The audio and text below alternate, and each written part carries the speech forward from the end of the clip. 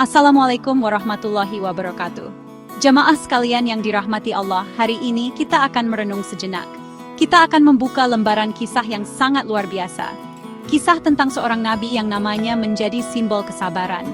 Siapakah beliau? Beliau adalah Nabi Nuh alaihissalam. Kisahnya bukan sekadar dongeng pengantar tidur, bukan pula cerita biasa. Ini adalah kisah nyata tentang iman yang kokoh bagai batu karang, tentang kesabaran yang luasnya melebihi samudra, dan tentang bagaimana kuasa Allah SWT bekerja di atas segala logika manusia. Kisah ini tercatat abadi dalam Al-Quran sebagai pengingat bagi kita semua. Mengapa kisah Nabi Nuh ini begitu penting untuk kita pelajari? Karena di dalamnya ada cerminan perjuangan hidup kita. Terkadang kita merasa lelah, kita merasa sudah berbuat baik, tapi kok balasannya tidak enak. Sudah menasihati, tapi malah dimusuhi. Nah, Nabi Nuh mengalami semua itu, bahkan dalam skala yang jauh lebih berat dan lebih lama dari kita. Bayangkan saja, berdakwah selama ratusan tahun, namun yang mengikuti hanya segelintir orang. Kisahnya mengajarkan kita arti keteguhan hati, mengajarkan kita untuk tidak pernah menyerah dalam menyuarakan kebenaran, meskipun seluruh dunia seakan menentang. Ini adalah pelajaran tentang keyakinan yang tidak goyah.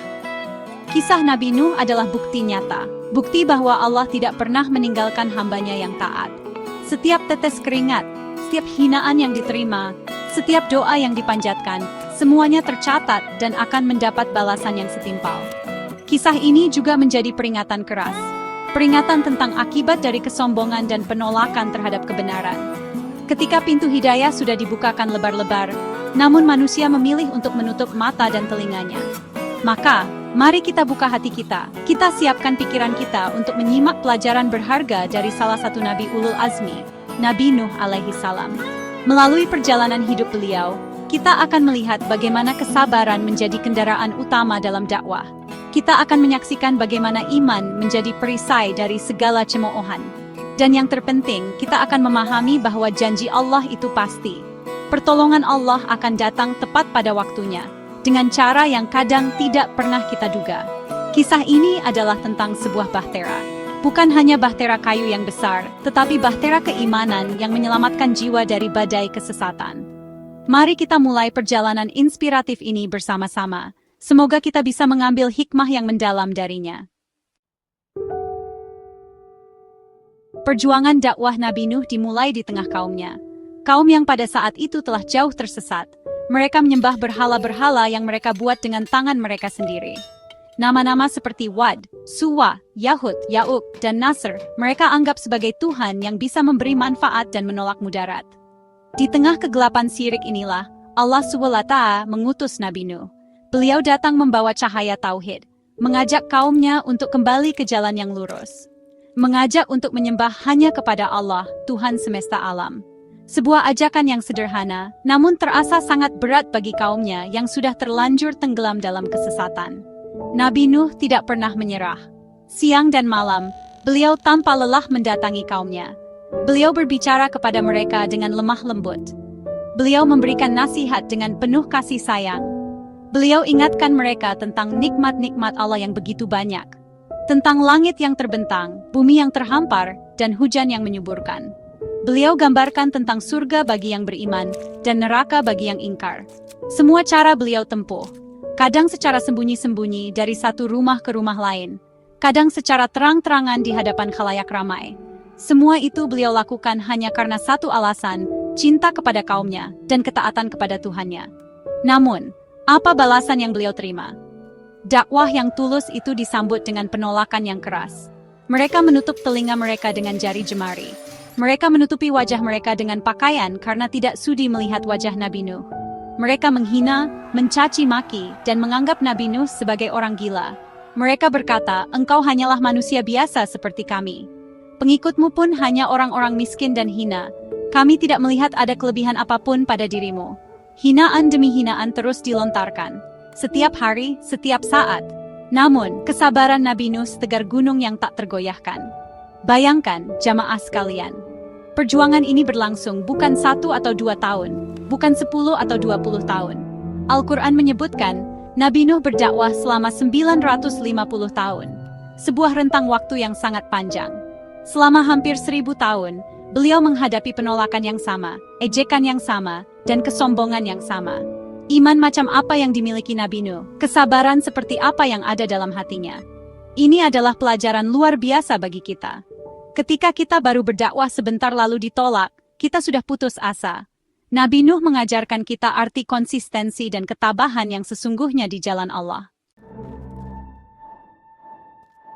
Setelah 950 tahun berdakwah dengan penuh kesabaran, akhirnya datanglah wahyu dari Allah.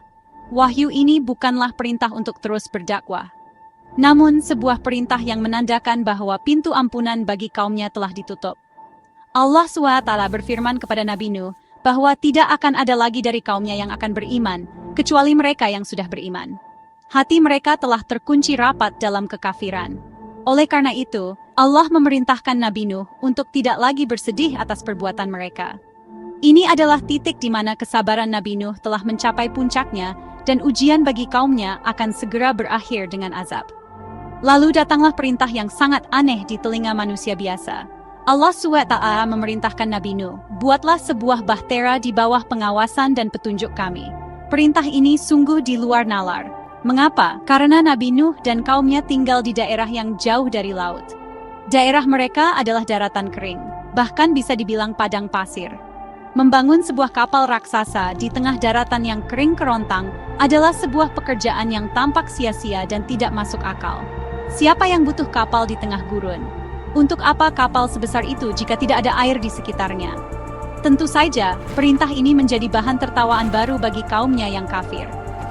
Setiap kali mereka melewati Nabi Nuh yang sedang sibuk bekerja, mereka selalu mengejek. Mereka berkata, "Wahai Nuh, dulu engkau mengaku sebagai nabi, sekarang engkau jadi tukang kayu. Untuk apa kapal ini? Apakah engkau akan mendorongnya sampai ke laut, atau kau berharap angin gurun akan menerbangkannya?" Mereka tertawa terbahak-bahak, merasa bahwa Nabi Nuh benar-benar sudah kehilangan akal sehatnya. Ejekan dan cemoohan yang diterima Nabi Nuh kini bertambah tingkatannya. Dari tuduhan sesat, kini menjadi tuduhan gila. Namun, bagi seorang nabi, perintah Allah adalah mutlak. Keyakinan Nabi Nuh tidak didasarkan pada logika manusia, tetapi pada wahyu ilahi. Beliau tahu persis bahwa di balik perintah yang aneh ini, ada rencana besar dari Allah SWT. Beliau tidak bertanya mengapa atau bagaimana. Beliau hanya mendengar dan taat. Dengan penuh keyakinan, Nabi Nuh mulai mengumpulkan kayu, mempersiapkan peralatan, dan memulai proyek raksasa itu. Setiap ejekan yang datang hanya dibalasnya dengan sebuah kalimat penuh makna. Jika kalian mengejek kami sekarang, maka kelak kami pun akan mengejek kalian sebagaimana kalian mengejek. Dan kalian akan segera tahu siapa yang akan ditimpa azab yang menghinakan. Proses pembangunan bahtera pun dimulai. Nabi Nuh, bersama segelintir pengikutnya yang setia, bekerja keras siang dan malam. Mereka menebang pohon-pohon besar, memotongnya menjadi papan-papan, dan merangkainya satu persatu menjadi sebuah struktur kapal yang kokoh. Semua ini mereka lakukan di bawah terik matahari padang pasir, di tengah daratan yang kering.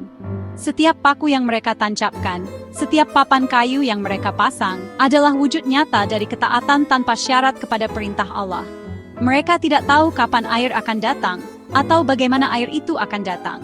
Mereka hanya percaya pada janji Tuhan mereka. Sementara Nabi Nuh dan pengikutnya sibuk bekerja, kaum kafir justru semakin gencar melontarkan ejekan. Mereka menjadikan lokasi pembangunan bahtera sebagai tempat hiburan.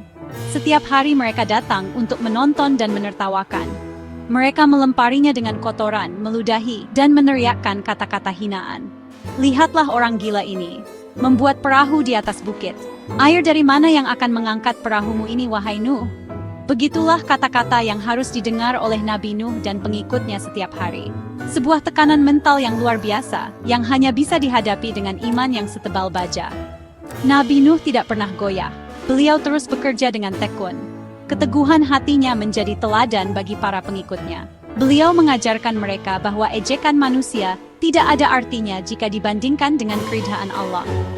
Beliau meyakinkan mereka bahwa apa yang mereka lakukan adalah sebuah kebenaran, meskipun seluruh dunia menganggapnya sebagai kebodohan. Proses pembangunan bahtera ini bukan hanya sekadar pekerjaan fisik. Ini adalah proses pembangunan karakter, penguatan iman, dan ujian kesetiaan yang sesungguhnya. Mereka yang bertahan adalah mereka yang benar-benar tulus imannya. Akhirnya, setelah melalui proses yang panjang dan penuh ujian, bahtera raksasa itu pun selesai. Sebuah kapal megah dengan 3 tingkat berdiri kokoh di tengah daratan kering menjadi saksi bisu atas ketaatan Nabi Nuh dan kesombongan kaumnya. Kapal itu siap untuk menjalankan misi penyelamatan dari Allah SWT. Kaum kafir masih saja tertawa, tidak menyadari bahwa tawa mereka akan segera berganti menjadi tangisan penyesalan. Mereka tidak tahu bahwa kapal yang mereka ejek itu akan menjadi satu-satunya harapan untuk selamat dari azab dahsyat yang akan segera datang. Setelah bahtera selesai dibangun, Allah SWT memberikan perintah selanjutnya kepada Nabi Nuh.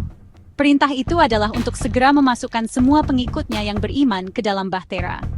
Jumlah mereka sangat sedikit, hanya sekitar 80 orang saja jika kita merujuk pada beberapa riwayat. Bayangkan saja, dari dakwah selama 950 tahun, hanya segelintir ini yang mau menerima kebenaran. Selain manusia, Allah juga memerintahkan Nabi Nuh untuk membawa serta pasangan dari setiap jenis binatang, jantan dan betina. Unta, gajah, singa, burung, serangga, semuanya dinaikkan ke dalam bahtera sebagai bagian dari rencana Allah untuk memulai kehidupan baru setelah azab berakhir. Ketika semua pengikut yang beriman dan pasangan hewan telah berada di dalam bahtera, langit yang tadinya cerah benderang mulai menunjukkan perubahan. Awan hitam pekat mulai berkumpul dari segala penjuru. Suasana menjadi gelap gulita, padahal saat itu masih siang hari. Angin mulai bertiup kencang, membawa hawa dingin yang menusuk tulang. Ini adalah tanda-tanda yang belum pernah mereka lihat sebelumnya. Bagi orang-orang beriman di dalam bahtera, ini adalah tanda bahwa janji pertolongan Allah akan segera tiba. Namun bagi kaum kafir di luar, mereka masih menganggapnya sebagai fenomena alam biasa. Mungkin hanya akan turun hujan lebat. Lalu datanglah saat yang ditentukan. Allah berfirman dalam Al-Quran, "Maka kami bukakan pintu-pintu langit dengan menurunkan air yang tercurah. Dan kami jadikan bumi memancarkan mata air. Hujan turun bukan lagi dalam bentuk tetesan, melainkan seperti air yang ditumpahkan dari langit. Pada saat yang bersamaan, dari setiap celah di bumi, air menyembur keluar dengan derasnya. 2 sumber air yang dahsyat, dari atas dan dari bawah, bertemu dan dengan cepat menenggelamkan daratan. Air naik dengan sangat cepat, mengubah lembah menjadi danau, dan bukit menjadi pulau kecil yang sebentar lagi akan lenyap. Kaum kafir mulai panik. Mereka berlarian mencari tempat yang lebih tinggi. Mereka memanjat pohon, naik ke atap rumah, dan berlari menuju puncak gunung. Mereka baru sadar bahwa ini bukanlah hujan biasa. Ini adalah azab yang pernah diperingatkan oleh Nabi Nuh. Ejekan mereka berubah menjadi jeritan ketakutan. Kesombongan mereka luntur, digantikan oleh keputusasaan. Mereka melihat bahtera yang dulu mereka tertawakan, kini mulai terangkat oleh air, berlayar dengan tenang di tengah badai yang mengerikan. Bahtera itu menjadi satu-satunya tempat yang aman di tengah amukan air bah yang maha dahsyat.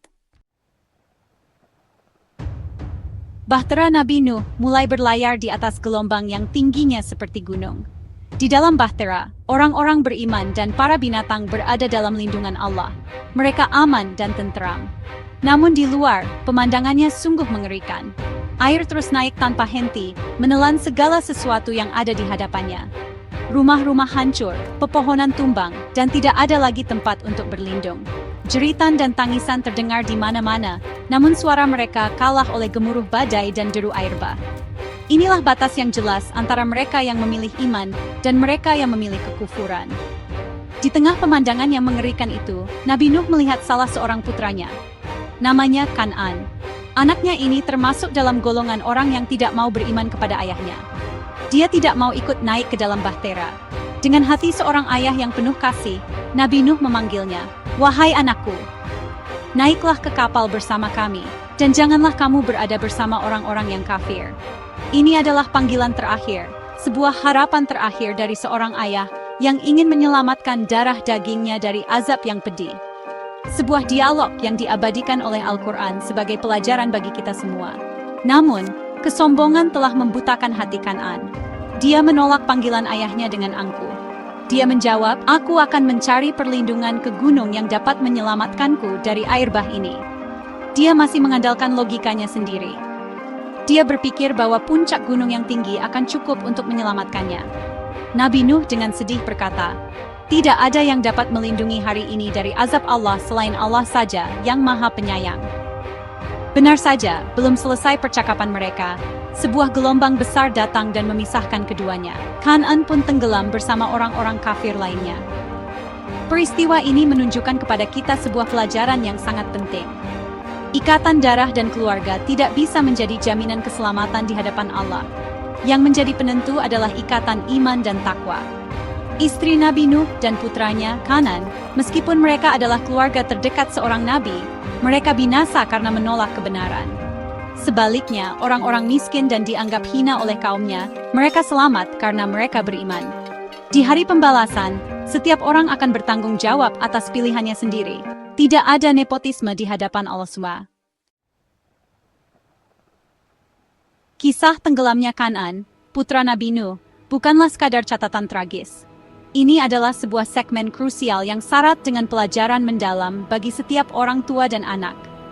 Nabi Nuh sebagai seorang ayah telah menunjukkan puncak kasih sayangnya. Bahkan di saat-saat terakhir yang genting, ketika azab sudah di depan mata, beliau masih berusaha mengajak putranya ke jalan keselamatan. Panggilan Ya Bunayya atau wahai anakku sayang yang beliau serukan adalah bukti cinta yang tulus. Ini mengajarkan kita, para orang tua, untuk tidak pernah putus asa dalam menasihati dan mendoakan anak-anak kita, apapun kondisi mereka. Namun, jawaban Kan'an menunjukkan sisi lain dari cerita ini. Bahaya kesombongan dan terlalu mengandalkan logika semata. Dia merasa lebih tahu.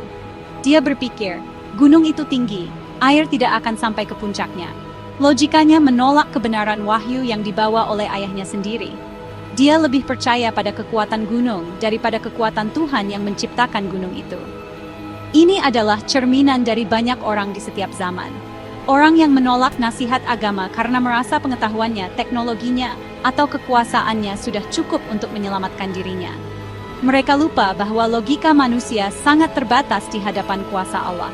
Di sini kita melihat betapa beratnya ujian seorang Nabi Nuh. Allah SWT sedang mengajarkan beliau, dan juga kita semua, tentang hakikat tawakal dan kepasrahan. Setelah melihat putranya ditelan ombak, hati Nabi Nuh sebagai manusia biasa tentu hancur. Beliau sempat mengadu kepada Allah, "Ya Tuhanku, sesungguhnya anakku termasuk keluargaku, dan sesungguhnya janjimu itulah yang benar."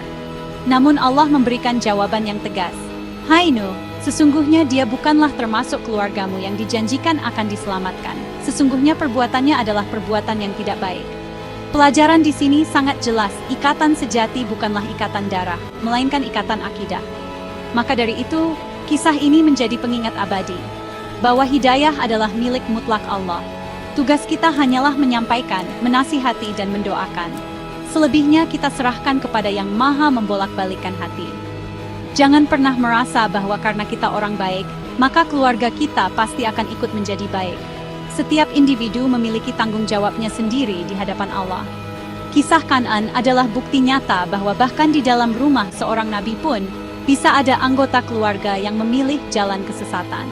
Semoga kita dan keluarga kita senantiasa dilindungi dari kesombongan semacam itu. Setelah berhari-hari lamanya terapung di atas air yang menutupi seluruh permukaan bumi, akhirnya badai pun reda. Hujan berhenti turun, dan air yang memancar dari bumi pun berhenti.